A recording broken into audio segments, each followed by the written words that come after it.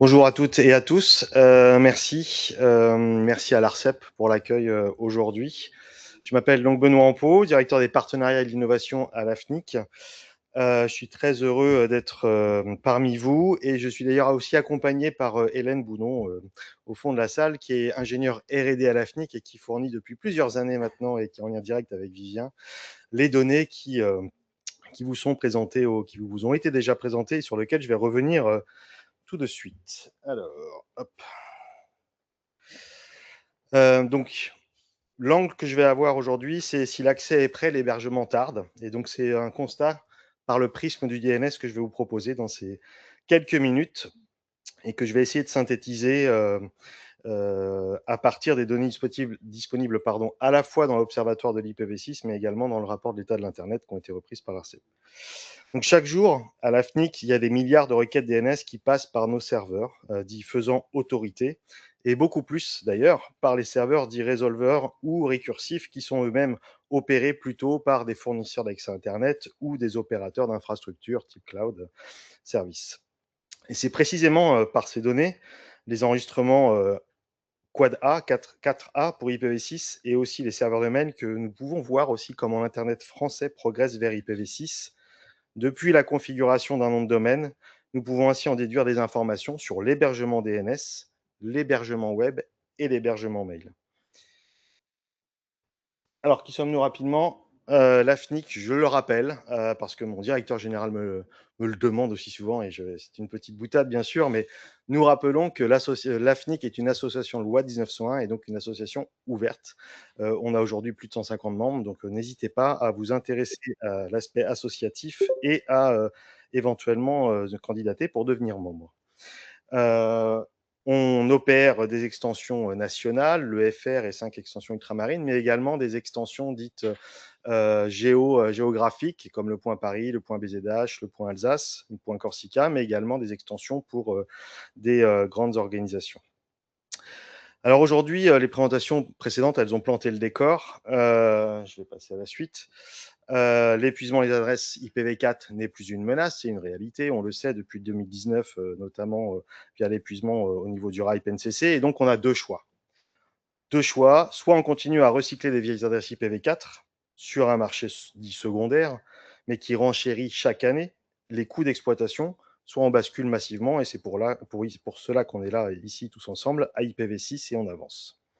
Donc l'enjeu, il est simple, mais il évite aussi une fragmentation de l'Internet en deux mondes. IPv4 d'un côté, un risque, et IPv6 de l'autre, où certains contenus deviendraient aussi inaccessibles à certains utilisateurs, ce qui a été aussi rappelé tout à l'heure. Et c'est là que je reviens un petit peu sur les propos de notre directeur général dans sa tribune au sein du rapport. C'est que la transition, elle n'est pas qu'un enjeu technique. On a beaucoup parlé d'enjeux techniques, on a aussi beaucoup parlé de capacity building, de formation, mais il y a un aspect économique et politique. Et donc c'est pour ça que parce que rester sur IPv4, c'est aussi se marginaliser et renchérir les coûts. Donc ça, c'est un message important. C'est une raison économique qui est aussi à mettre en avant sur cet aspect. L'hébergement DNS. Donc j'aimerais insister sur un point évident pour vous ici, pour la plupart, mais pas toujours évident aussi, ou un peu secondaire pour beaucoup d'acteurs du numérique. Le DNS, c'est comme l'email, c'est comme l'hébergement web, c'est un service qui s'héberge. Les serveurs de nom, les serveurs qui font autorité, par exemple pour le .fr, ont une adresse IP. Et ces serveurs DNS, ils doivent être eux aussi accessibles en IPv6, tout comme un site web ou un serveur mail.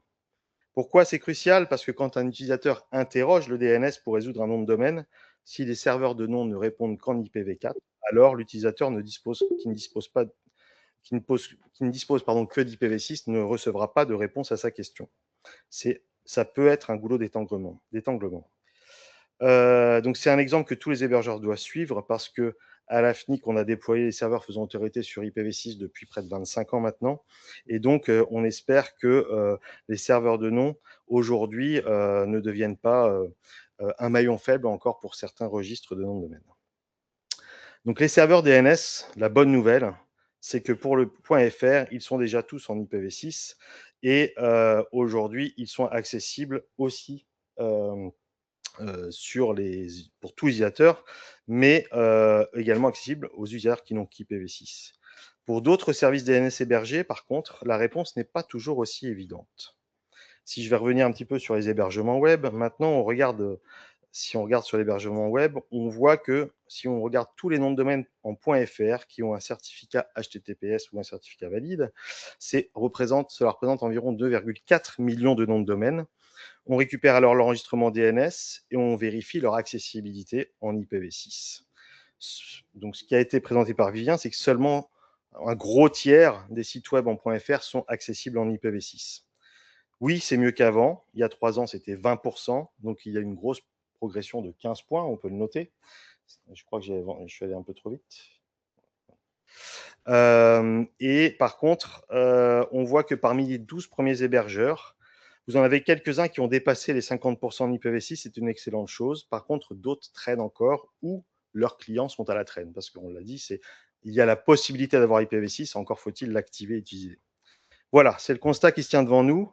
Si les utilisateurs et les clients grand public peuvent accéder à l'Internet en IPv6, il reste malheureusement une grande partie des contenus qu'ils tentent de consulter qui ne sont simplement pas encore accessibles en IPv6.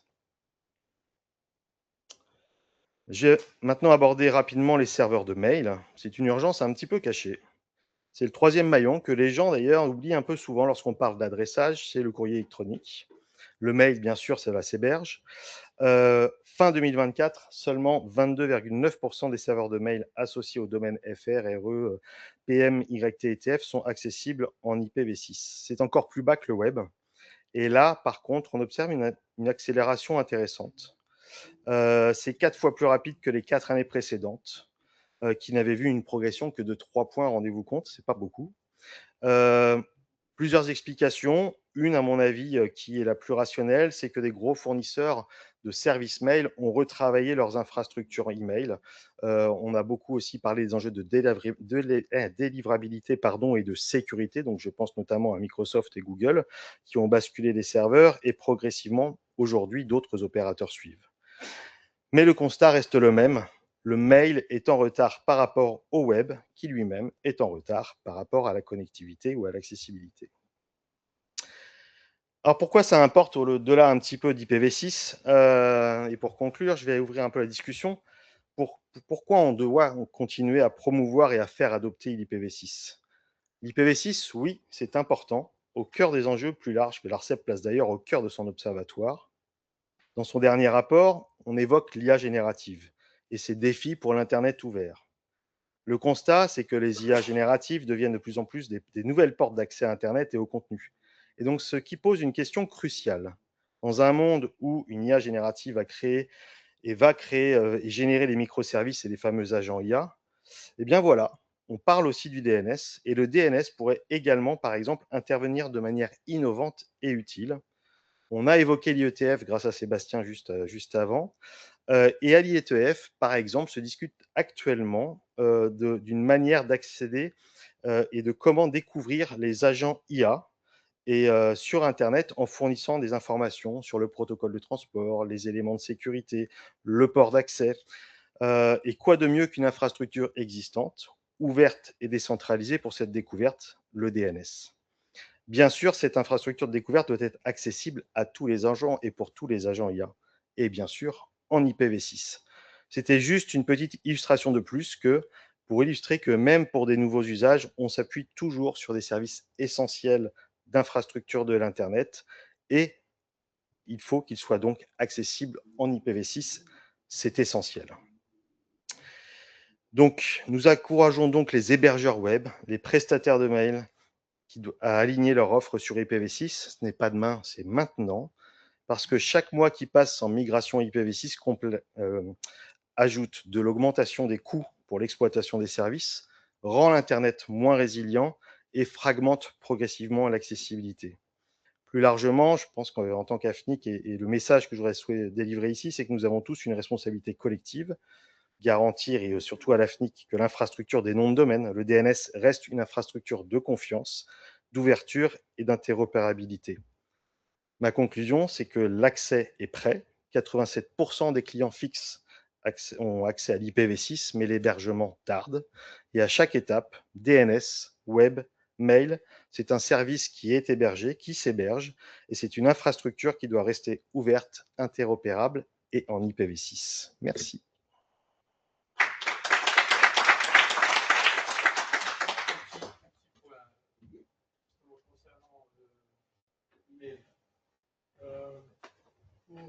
installer un service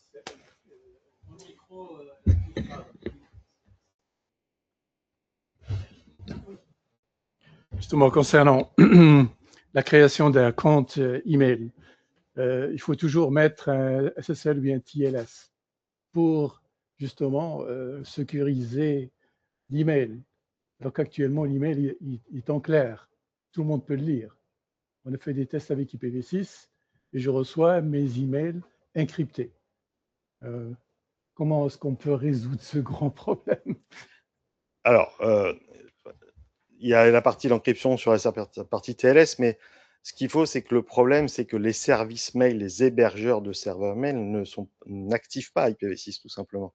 Et donc, il y a des problèmes de terminaison et je dirais au niveau des certificats. Et donc, c'est important d'intégrer tout cela au niveau des services mail. Le problème est le même pour V4 aussi. Et bien sûr, mais parce que la NAT.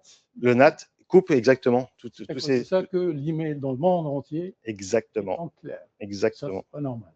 Ce n'est pas normal. Alors, il y a d'autres mécanismes de sécurité qui permettent de garantir l'authenticité, mais on est tout à fait d'accord sur le constat. C'est privé, etc. En fait, c'est un ensemble de. Voilà.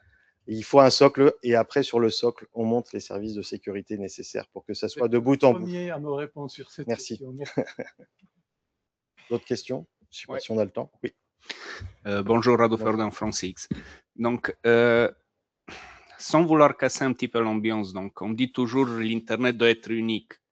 On voit que les gens qui sont IPv4 en lit, ils ne sont pas trop dans cette logique-là. C'est l'Internet, c'est IPv4, bye, au revoir. Il y a quelques années, vers les fins d'un raid meeting, il y a eu une idée qui était lancée.